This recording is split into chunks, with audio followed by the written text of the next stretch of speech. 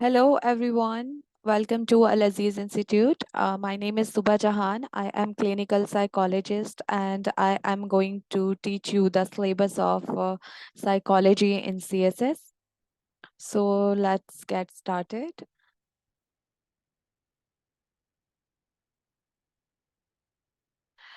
Okay, so this is the course outline of psychology, जिसमें total 14 chapters हैं. जो ये हाईलाइटेड है ये मेन चैप्टर्स हैं और ये इनकी सब हेडिंग्स हैं फर्दर. ये 14 चैप्टर्स हैं. एंड देन आज हम पढ़ेंगे biological basis of behaviour, nervous system, central nervous system, peripheral nervous system, neurons and it's functions and endocrine system.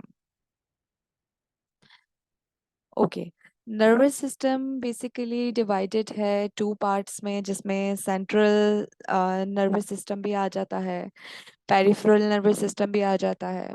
अब सेंट्रल नर्वस सिस्टम में फर्दर टू टाइप्स हैं, brain and spinal code. Peripheral nervous system आगे further divided है autonomic nervous system में and somatic nervous system में. अब autonomic nervous system further parasympathetic division and sympathetic division में divided है. सो ये एक फ्लो चार्ट है कंप्लीट डिवीजन का नर्वस सिस्टम के. ये अब आप देख सकते हैं कि ये ब्रेन है और ये ब्रेन की जो एक्सटेंशन है ये स्पाइनल कोड है. ये सेंट्रल नर्वस सिस्टम में आ जाता है ये वाला पार्ट. और बाकी जितनी भी फुल बॉडी में जितनी भी सेंसरी एंड मोटर नर्व्स हैं वो पेरिफेरल नर्वस सिस्टम का पार्ट है, पेरिफेरल नर्वस सिस्टम में आ जाता है. अब देखते हैं ब्रेन. ब्रेन बेसिकली आपकी it controls many of the bodies functions, जिसमें सेंसेशन आ जाती है, thought, movement, awareness and memory. जो सरफेस ऑफ द ब्रेन है जिसे कहते हैं cerebral cortex. Surface of the brain को क्या कहते हैं? Cerebral cortex. अब जो ये जो आ रही है ये आपको बम्पी बम्पी सरफेस नजर आ रही है, ठीक है. ये बम्पी सरफेस नजर आ रहे हैं. ये इसमें कहीं ज्यादा ये ग्रूव्स हैं, ये फोल्ड्स ऑफ ये टिश्यूज हैं. ये देख रहे हैं आप जो ये बम्पी सरफेस नजर आ रही हैं ये. सो इन ग्रूव्स को, ये जो ऐसे ये बम्पी टाइप से बने हुए हैं, इन ग्रूव्स को कहा जाता है सल्कस. और हर जो बम्प है, देखिए ये वाला एरिया है, जो डीप वाला एरिया है ये ग्रूव्स है. और ये जो बम्पी एरिया है, ये जो बम्पी एरिया है ये वाला, ठीक है, या एरो मूव कर रहा है, ये बम्पी एरिया है. ये इसको इट्स नॉन एज गायरस. अब जो ब्रेन का जो लार्जेस्ट पार्ट है ब्रेन का वो है सेरिब्रम, ठीक है.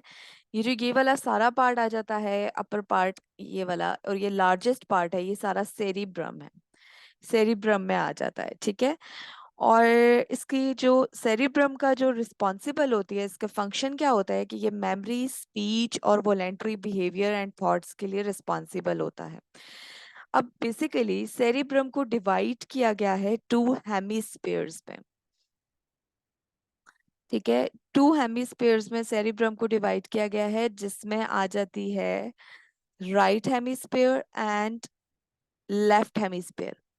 अब ये इसमें लेफ्ट हेमिस्फेयर का ये पार्ट आ जाता है और ये वाला जो पार्ट है ये राइट हेमिस्फेयर में आ जाता है. राइट हेमिस्फेयर बेसिकली ब्रेन का जो राइट हेमिस्फेयर होता है वो आपकी मूवमेंट कंट्रोल कर रहा होता है आपकी left side of the body. और इसी तरह जो लेफ्ट हेमिस्फेयर होता है वो कंट्रोल कर रहा होता है मूवमेंट आपकी right side of the body. और इसमें क्या होता है कि अब बहुत साइड पे क्या होता है कि both side of the brain work together to produce various functions. अब हर हेमिस्फेयर को डिवाइड किया गया है फोर इंटरकनेक्टेड लोब्स में, ठीक है. अब ये जो ये वाला नजर आ रहा है आप लोगों को, इसमें फोर लोब्स हैं, जिसमें जिसमें फ्रंटल लोब है, पेरिटल लोब है, ऑक्सीपिटल लोब है. ये चार लोब्स हैं, ठीक है. ये हर हेमिस्फेयर फोर लोब्स में डिवाइडेड है. अब अब देखते हैं कि जो फ्रंटल लोब है, अब ये वाली पिक्चर देखेंगे, जो ये फ्रंटल लोब है ये हायर कॉग्निटिव फंक्शन, आपकी बॉडी के higher cognitive function, voluntary movements and language को कंट्रोल कर रहा होता है, ये फ्रंटल लोब, ठीक है। ये देन ये कहाँ पर होता है, ये आपके बिल्कुल जस्ट बीनीथ योर फोरहेड, ठीक है। और ये it is associated with our brain's ability to reason, organise, plan, speak, move, make facial expression, serial task, problem solving skills, control inhibition, initiate and self regulate behavior, attention, remembering, and emotion, and in control emotions. Then ये आ जाता है आपका frontal lobe के साथ जो है वो है पेरिटल लोब। पेरिटल लोब जो है वो upper rear of our brain located है, और ये कंट्रोल कर रहा होता है कम्प्लेक्स बिहेवियर को, जिसमें आ जाता है आपका विजन, टच, बॉडी अवेयरनेस और स्पेशियल ओरिएंटेशन।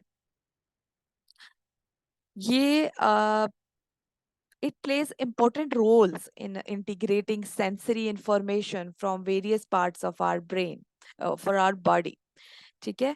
अब इसमें नॉलेज आ जाती है नंबर्स की और उनकी रिलेशनशिप नंबर की, मैनिपुलेशन ऑफ द ऑब्जेक्ट।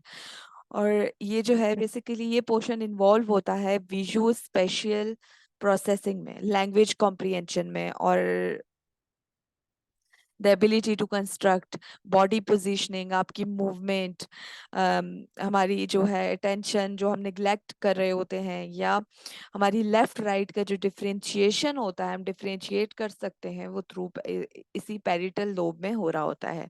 और इसके अलावा सेल्फ अवेयरनेस इसमें आ जाती है, जो हमें अपने बारे में पता होता है, हमारी इनसाइट, वो सब पेरिटल लोब में आ जाता है। देन ऑक्सीपिटल लोब आ जाता है। अब ऑक्सीपिटल लोब ना आपकी बैक ऑफ आवर ब्रेन हमारे जो है लोकेटेड है, बिल्कुल बैक पे, ठीक है। ये देखिए ये पेरिटल है और ये ऑक्सीपिटल है, ये इसका विजन इस तरह से आया हुआ है, लेकिन ये back of the brain located है।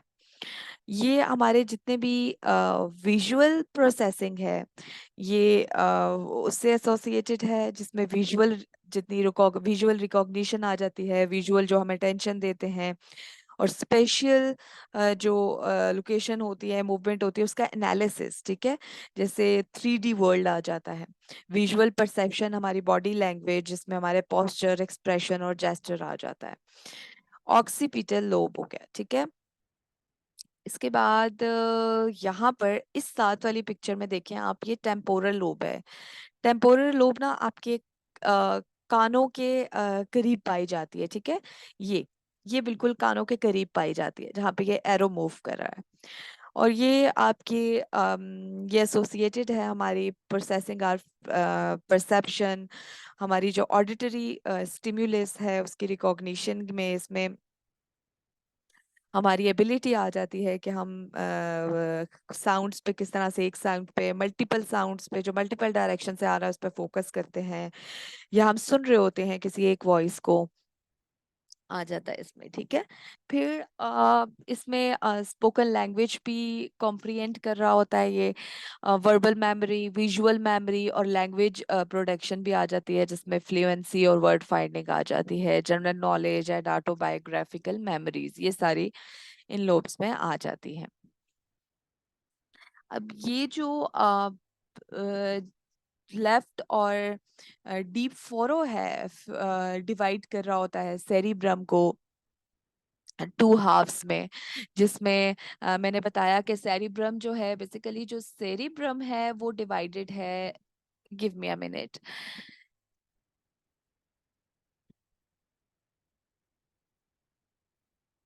ठीक है। जो मैंने क्या बताया अभी तक कि जो सेरिब्रम है, ठीक है, जो सेरिब्रम है ये, वन सेकेंड,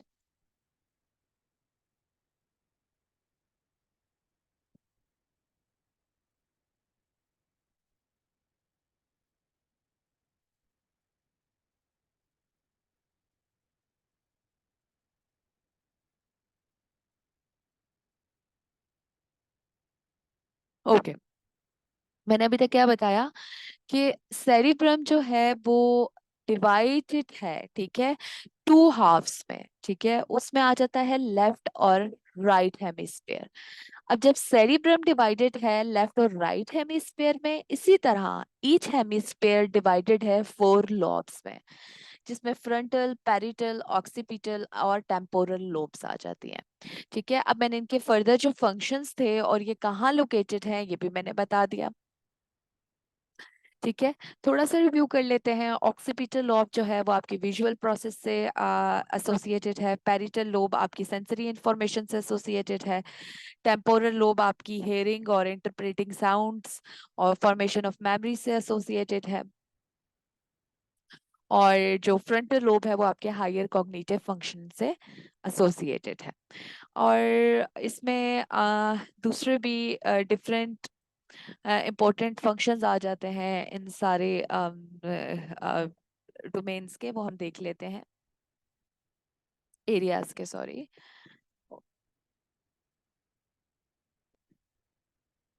ओके, देन मैंने आपको बताया यहाँ पर कि ये था brain. Central nervous system divided है ब्रेन और स्पाइनल कोड को। ब्रेन हमने देख लिया। अब जो ये स्पाइनल कोड आ जाता है, ये, अब इसको देख लेते हैं। ओके, अच्छा, ये यहाँ पर एक और चीज जो रह गई है कि ये जो है ना, इसकी ये कंप्लीट ब्रेन स्टेम है, जो ये कंप्लीटेड है ब्रेन स्टेम है ये रही। ठीक है, ये कंप्लीट ब्रेन स्टेम है। अब ब्रेन स्टेम में आ जाता है आपका पॉन्स, आपका मेड्यूला और फिर स्पाइनल कोड आ जाता है। सो पॉन्स क्या कर रहा होता है? पॉन्स बेसिकली आपकी आपकी जो कोऑर्डिनेट कर रहा होता है आपके फेशियल जो एक्सप्रेशंस हैं, फेशियल मूवमेंट्स, ठीक है, फेशियल मूवमेंट्स को आपकी हेयरिंग और आप एंड बैलेंस में आपकी हेल्प कर रहा होता है। ठीक है, एंड देन ये जो मेड्यूला ऑब्लिगेंटा है, ये आपका जो बॉटम पार्ट है, ये बॉटम पार्ट है। ठीक है, स्टार्ट जो ये पॉन्स है ना, ये मिडल पार्ट है, और जो ये मेड्यूला है ये आपका बॉटम पार्ट है ब्रेन स्टेप का, जो कि हेल्प कर रहा होता है to regulate your breathing, heart rhythms, blood pressure and in swelling. Then spinal cord आ जाता है। अब स्पाइनल कोड, ये तमाम जो है, ये वाला जो एरिया है ये ब्रेन का है, और इसके साथ ये स्पाइनल कोड है। ठीक है, इसमें आपकी स्पाइनल कोड आ जाता है। इसमें cervical spinal cord basically connect कर रहा होता है आपके ब्रेन को, कनेक्ट कर रहा होता है आपके ब्रेन को ब्रेन स्टेम से। ठीक है, ब्रेन स्टेम्स मैंने आपको बताया कि उसमें आ जाता है पोन्स, मेड्यूला, मेड्यूला बिल्कुल मिडिल पार्ट आ जाता है, बॉटम पार्ट आ जाता है, एंड देन बॉटम पार्ट में क्या आ जाता है? स्पाइनल कोड आ जाता है। ओके, ये जो है ना, it is located inside the vertebra.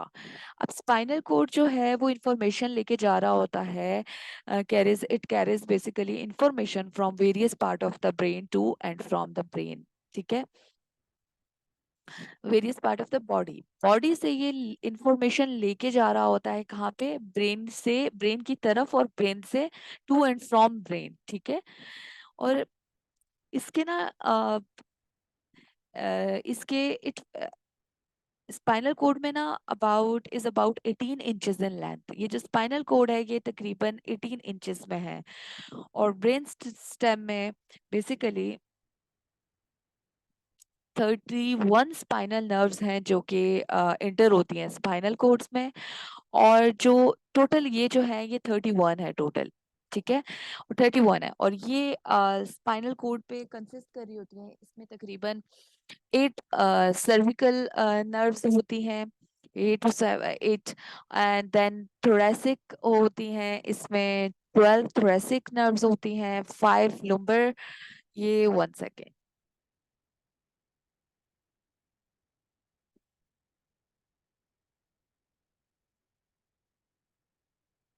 ठीक है, अब नजर आ रहा होगा। 5 लुम्बर नर्व्स होती हैं, देन 5 सैक्रल नर्व्स होती हैं, एंड वन वन जो है वो कोशिडियल नर्व्स होती हैं। ठीक है, नर्व होती है। ये कंप्लीट स्पाइनल कोड है आपका।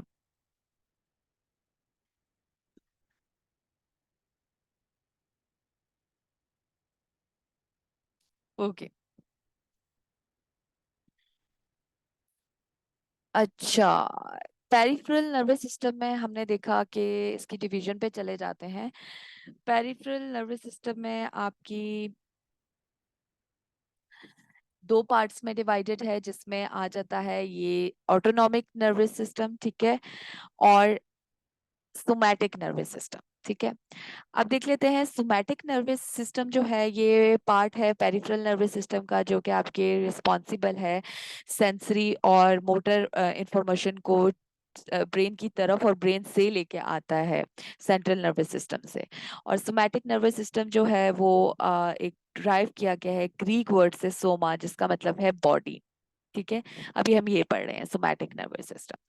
अब इसमें दो मेजर टाइप्स ऑफ न्यूरॉन्स आ जाती हैं इसी सोमैटिक नर्व्स में फर्दर। इसमें आ जाता है मोटर न्यूरॉन्स आ जाती हैं और सेंसरी न्यूरॉन्स आ जाती हैं, जो मैंने अभी आपको दिखाई कि मोटर और सेंसरी न्यूरॉन्स जो होल बॉडी में है। अभी मैंने आपको पिक्टोरियल में दिखाया, ठीक है। मोटर न्यूरॉन्स में क्या होता है, इसे इफेरेंट न्यूरॉन्स भी कहते हैं, और ये इंफॉर्मेशन लेके जा रहा होता है ब्रेन एंड स्पाइनल कोड से to muscles fibre throughout the body. और ये मोटर न्यूरॉन्स अलाउ हमें कर रहे होते हैं to take physical action in response to stimuli in the environment. Then sensory neurons आ जाता है। सेंसरी न्यूरॉन को इफेरेंट न्यूरॉन भी कहा जाता है, और ये इंफॉर्मेशन लेके जा रही होती है from the nerves to the central nervous system. और ये सेंसरी न्यूरॉन्स जो है वो हमें अलाउ कर रही होती है कि हम जो सेंसरी इंफॉर्मेशन है उसको ब्रेन एंड स्पाइनल कोड तक लेके जाएं। देन ये ऑटोनॉमिक नर्वस सिस्टम आ जाता है। ऑटोनॉमिक सिस्टम भी नर्वस पेरिफेरल नर्वस सिस्टम का पार्ट है, जो कि रिस्पॉन्सिबल है हमारी regulating our involuntary body functions, जिसमें blood flow, heart beat, digestion और ब्रीथिंग आ जाती है। इसमें फर्दर जो है वो पैरासिम्पथेटिक डिवीजन और सिंपथेटिक डिवीजन है। पैरासिम्पथेटिक डिवीजन जो है सिस्टम जो है वो हेल्प कर रहा होता है हमारी मेंटेन रख रहा होता है हमारे नॉर्मल बॉडी फंक्शन को, जिसमें फिजिकल रिसोर्सेज को कंजर्व कर रहा होता है, ठीक है। और जब once a threat has passed, this system will allow to slow the heart rate, slow breathing, reduce blood flow to muscles and constrict the pupils।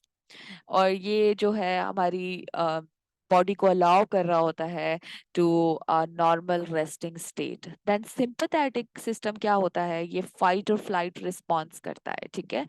Sympathetic search system prepare कर रहा होता है बॉडी को कि to expend energy to respond environmental threat, ठीक है। जब action चाहिए होता है, व्हेन एक्शन इज नीडेड, तो सिंपैथेटिक सिस्टम ट्रिगर कर देता है रिस्पांस को। किस तरह से? By accelerating your heart rate, increasing your breathing rate, boosting blood flow to muscles, activating sweat secretion and dilating your pupil। Okay, अब आई होप आपको ये क्लियर हो गया होगा कंप्लीट नर्वस सिस्टम। अब हम देखते हैं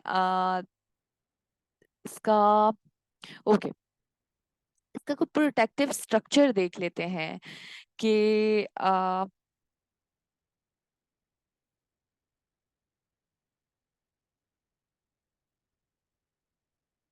1 सेकेंड।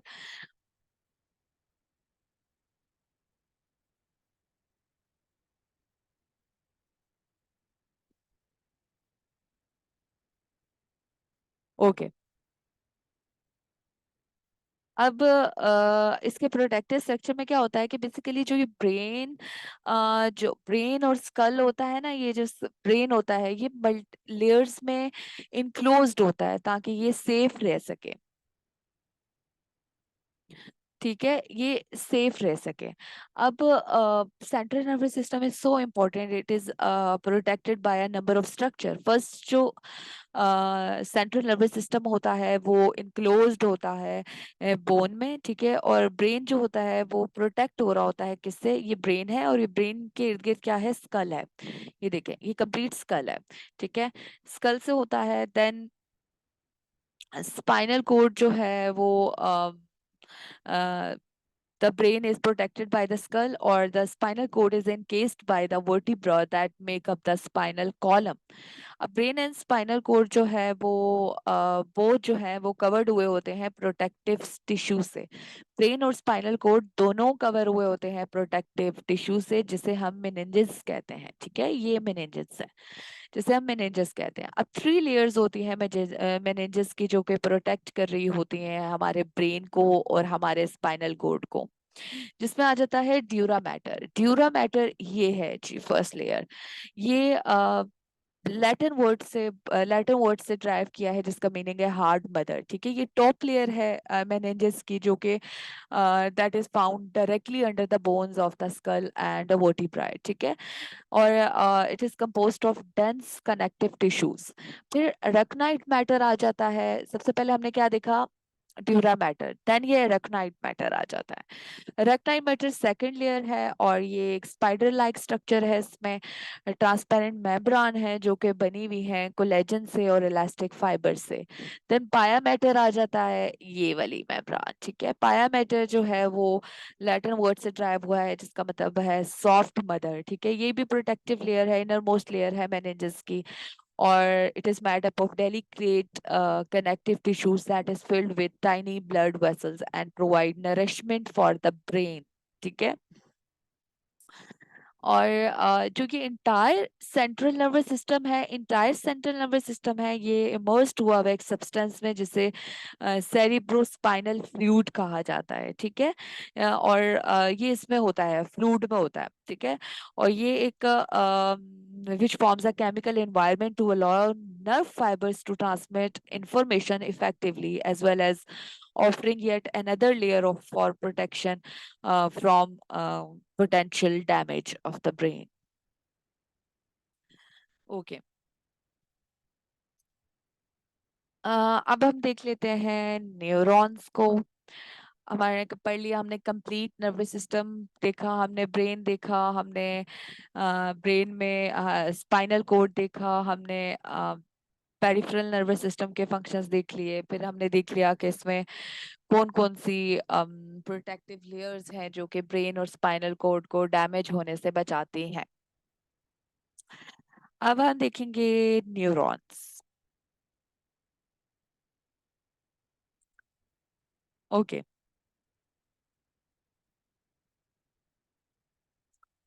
बेसिकली न्यूरॉन्स जो है वो नर्वस सिस्टम में thousands of billions of nerves होती हैं, जिसे नर्व सेल्स होते हैं। ठीक है, और बेसिकली 3 टाइप्स की नर्वस सिस्टम में 3 टाइप्स की आपकी न्यूरॉन्स होती हैं, जिसमें सेंसरी न्यूरॉन, मोटर न्यूरॉन्स और इंटर न्यूरॉन्स आ जाता है।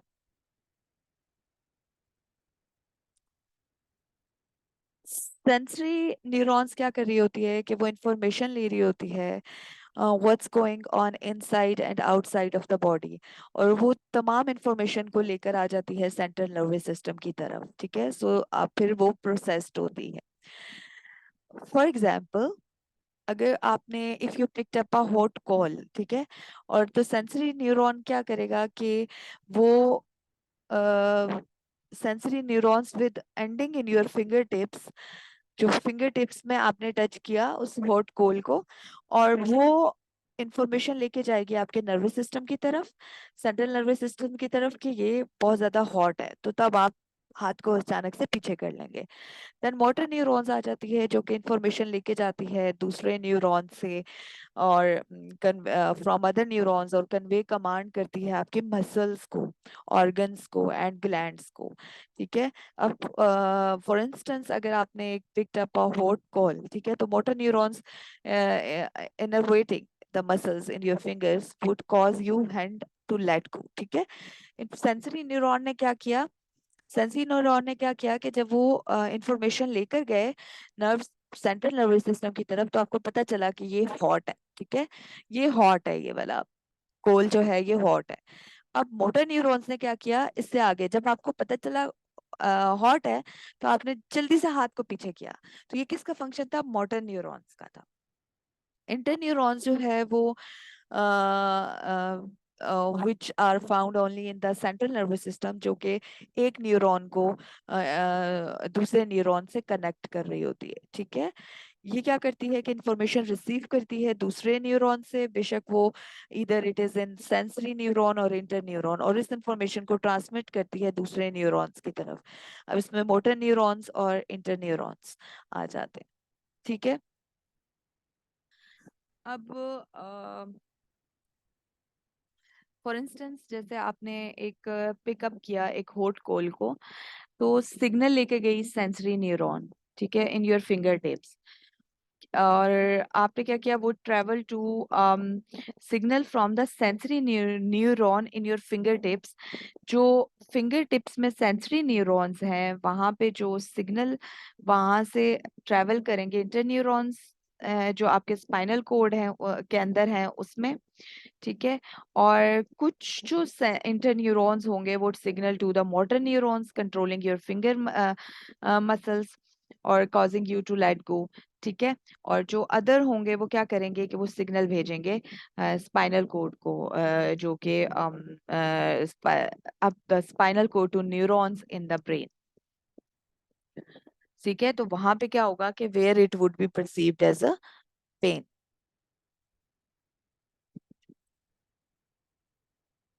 ओके, अब हम ये स्ट्रक्चर इसका देख लेते हैं। हमने देख लिया कि कितने टाइप्स के न्यूरॉन्स हैं, देख लेते हैं। ये सोमा है, ये डेंड्राइट्स लाइक स्ट्रक्चर है, जो कि ग्रीक वर्ड से ड्राइव हुआ हुआ है, ट्रीज जिसका मतलब डेंड्रॉन्स और जिसका मतलब है ट्री। और ये सिग्नल रिसीव करता है दूसरे न्यूरॉन से, और ये जो है ये न्यूक्लियस है, ये जो होल सा नजर आ रहा है इसे न्यूक्लियस भी कहते हैं, ये सेल बॉडी है। और ये जो एक्सटेंडेड स्ट्रक्चर है डेंड्राइट से, ये एक्सॉन है, एक्सॉन है। ठीक है, अब एक्सॉन है, और ये जो इस पे एक स्पेशल कह सकते हैं कि जो एक्सॉन जो है ना, वो एक स्पेशल इंसुलेटिंग सब्सटेंस से कवर होते हैं। ठीक है, जिसे क्या कहते हैं, माइलेन शीथ कवर होते हैं, जो कि हेल्प कर रहे होते हैं कि नर्व इम्पल्सेस रैपिडली मूव कर सकें। और माइलिन जो है ना, ये जो माइलिन है ये कभी भी डेंड्राइट्स पे आपको नहीं नजर आएंगे। ठीक है, अब ये जो एक पीरियोडिक गैप है, इसे नोड ऑफ रेनवियर कहा जाता है। और ये कंप्लीट एक्सॉन है। एक्सॉन से आगे ये जो एक्सॉन टर्मिनल बटन है, ये एक एक्सॉन जो है वो स्प्लिट अप हुआ है एक टू मैनी ब्रांचेस में, और develop a bulbous swelling known as. अब ये जो बल्बुअस स्वेलिंग है ना, यहाँ पर एजेस पे एक छोटी छोटी सी स्वेलिंग है बल्बुअस से, उसको एक्सॉन टर्मिनल कहा जाता है और नर्व टर्मिनल भी कहा जाता है। ये एक्सॉन टर्मिनल जो है वो कनेक्शन कर रहे होते हैं टारगेट सेल्स पे, ऑन टारगेट सेल पे कर रहे होते हैं। ठीक है, और अब न्यूरॉन टू न्यूरॉन जो है वो कनेक्शन बन रहा होता है डेंड्राइट से और cell bodies of other neurons. अब ये कनेक्शन को क्या कहा जाता है, साइनेप्सिस, और जिसपे इंफॉर्मेशन जो है वो लेके जाती है from the first neuron, the pre synaptic neuron होता है। अब यहाँ से ये इंफॉर्मेशन प्री साइनेप्टिक न्यूरॉन यहाँ पर होगा। ठीक है, इस एरिया पे प्री साइनेप्टिक न्यूरॉन होगा, जिससे इंफॉर्मेशन लेके जाएगी टू द टारगेट न्यूरॉन, जो कि यहाँ पे होगा, इस एरिया में होगा पोस्ट साइनेप्टिक न्यूरॉन भी इसे कहा जाता है। ठीक है, अब जो synaptic connection है between neurons and skeletal muscles cells are generally called neuromuscular junction। और ये जंक्शन जो है between neurons and smooth muscle cells और glands are known as neuroeffector junctions। ठीक है, अब एट मोस्ट साइनेप्सिस और जंक्शन में क्या है कि information is transmitted in the form of chemical messenger, और इस केमिकल मैसेंजर को कहा जाता है न्यूरोट्रांसमीटर, जो कि एक्शन पोटेंशियल ट्रेवल डाउन हो रहा होता है जब एन एक्सॉन एंड यहाँ से, ठीक है, एक्सॉन से and reaches the axon terminal, यहाँ के टर्मिनल तक रीच करता है, तो ये ट्रिगर करता है न्यूरोट्रांसमीटर को from the presynaptic cell. और न्यूरोट्रांसमीटर क्या है, मॉलिक्यूल क्या कर रहे होते हैं, क्रॉस कर रहे होते हैं साइनेप्स को और बाइंड कर रहे होते हैं मेम्ब्रान रिसेप्टर को on the post synaptic cell, conveying an excitatory और इनहिबिटरी सिग्नल। ओके,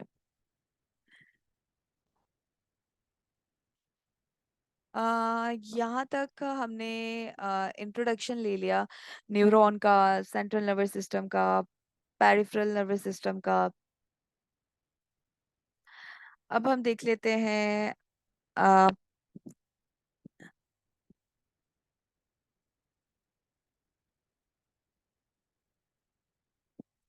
ओके,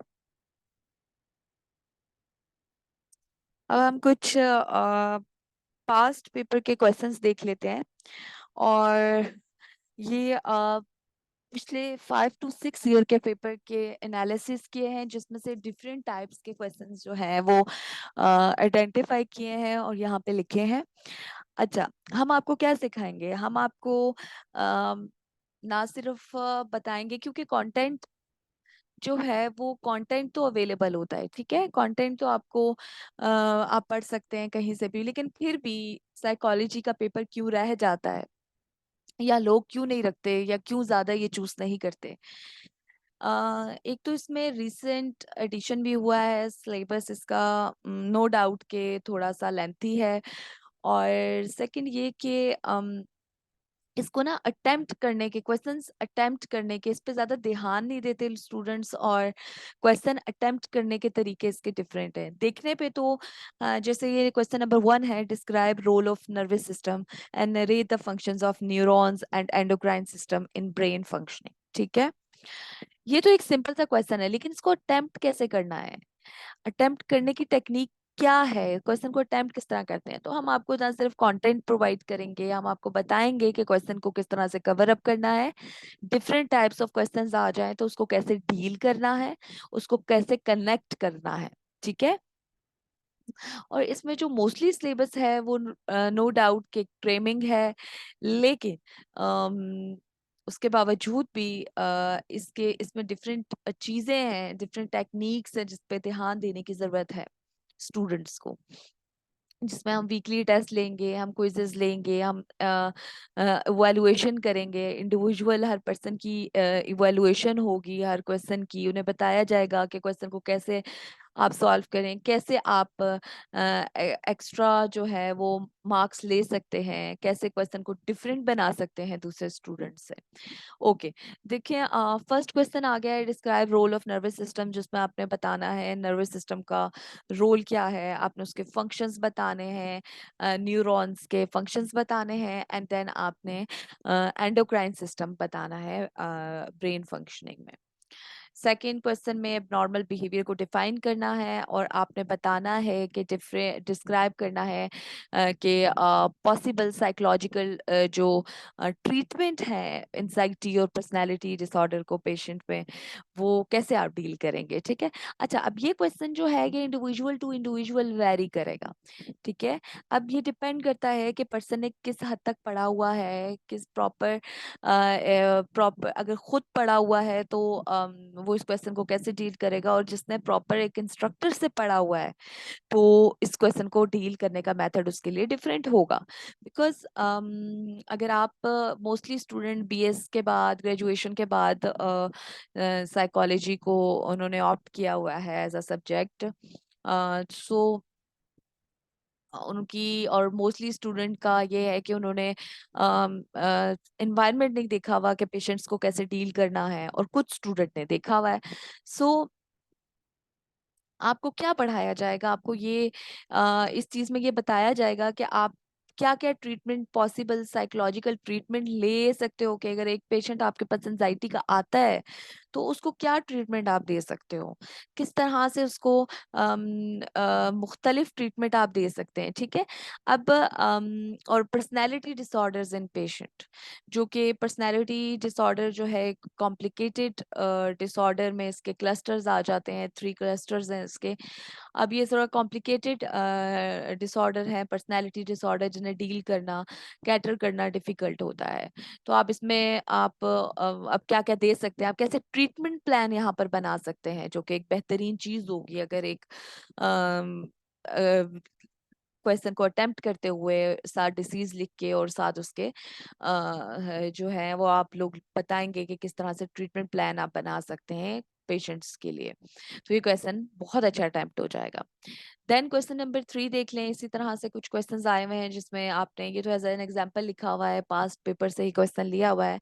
इस तरह बता दिया जाएगा कि आपने इस चीज पे नोट्स लिख लें, जैसे टेस्ट वैलिडिटी या रिलायबिलिटी, नॉर्म्स, कुछ भी है, गोल्स ऑफ साइकोथेरेपी है, तो आपने कैसे इस पे इक्वली आपने इस पे नोट्स लिखने हैं। Then differentiate between intelligence and emotional intelligence में आपने डिफरेंशिएट करना है, और डिफरेंशिएट करने का, पेपर अटेम्प्ट करने का, पेपर लिखने का आपको प्रॉपर चीजें आपको सिखाई जाएंगी। और हर क्विज के साथ आपके इंशाल्लाह नोट्स भी बनते जाएंगे, आपको मटेरियल हम भी प्रोवाइड करेंगे, बुक्स भी प्रोवाइड की जाएंगी, और आपके हर क्विज के साथ एक कंप्लीट आपके पास उस चैप्टर का नोट्स भी होंगे। इसके अलावा पास पेपर के कुछ क्वेश्चंस भी हम देख लेंगे और क्वेश्चंस भी हम अटेम्प्ट कर लेंगे। सो एट द एंड आपकी बहुत अच्छी प्रिपरेशन हो जाएगी। और इसमें अब क्या है कि आपने मेजर थ्योरीज बतानी है इमोशनल इंटेलिजेंस की विद सूटेबल एग्जांपल्स। अच्छा, साइकोलॉजी में मोस्टली हर क्वेश्चन में एग्जांपल्स मांगी होती हैं, क्योंकि साइकोलॉजी ज्यादातर ये डेली लाइफ रिलेटेड सब्जेक्ट होता है, तो उसमें एग्जांपल्स जो है वो आप अगर अपनी डेली लाइफ रिलेटेड एग्जांपल्स देंगे तो वो आपके लिए आपका क्वेश्चन बहुत अच्छा से अटेम्प्ट हो जाएगा, और जो एग्जामिनर है उसको भी काफी इम्प्रेस होगा, ठीक है। तो इसकी भी आपको प्रैक्टिस कराई जाएगी कि कैसे एग्जांपल्स आप दे सकते हैं, राइट अप कर सकते हैं, और किस किस जगह पे आप कोई एग्जांपल कौन कौन सी सूटेबल एग्जांपल्स हैं आपको बताया जाएगा। Okay, so thank you so much from my side. I hope कि आपने अंडरस्टैंड किया होगा, टॉपिक आपको अच्छा लगा होगा। Thank you so much.